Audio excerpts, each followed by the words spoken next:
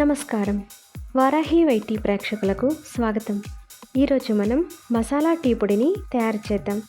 కావలసిన వస్తువులు: సోంపు, మిరియాలు, లవంగాలు, ములేథి, పెద్ద ఇలాచి, చిన్న ఇలాచి, కడిగి ఆరబెట్టుకున్న తులసాకులు, దాల్చిన చెక్క, జాజికాయ, శొంఠి లేదా అల్లం, పొడిగా ఆరబెట్టుకున్న గులాబీ రేకులు. ఇప్పుడు మనం మసాలా టీ పొడిని తయారు చేద్దాం. స్టవ్ వెలిగించుకొని కడాయి పెట్టుకొని దినుసులన్నీ ఒక్కొక్కటిగా వేసుకొని లో ఫ్లేమ్లో నిదానంగా వేయించుకోవాలి. మంచి సువాసన వచ్చే వరకు వేయించుకోవాలి. ఈ మసాలా పొడిలో మనం ఉపయోగించిన దినుసులన్నీ ఆరోగ్యానికి ఎంతో మేలు చేస్తాయి. ములేఠీని, శొంఠిని ఈ విధంగా చిన్నగా దంచుకొని వేసుకోవాలి. దాల్చిన చెక్కను కూడా ఇలా చిన్నగా విరుపుకొని వేసుకోండి. చిన్న మంట మీద నిదానంగా వేయించుకోవాలి.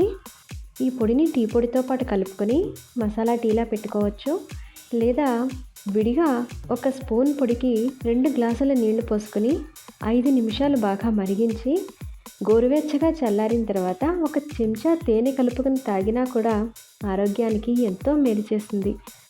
చివరిగా గులాబీ రేకులు వేసుకోవాలి. గులాబీ రేకులు ఎక్కువసేపు వేగాల్సిన అవసరం ఉండదు.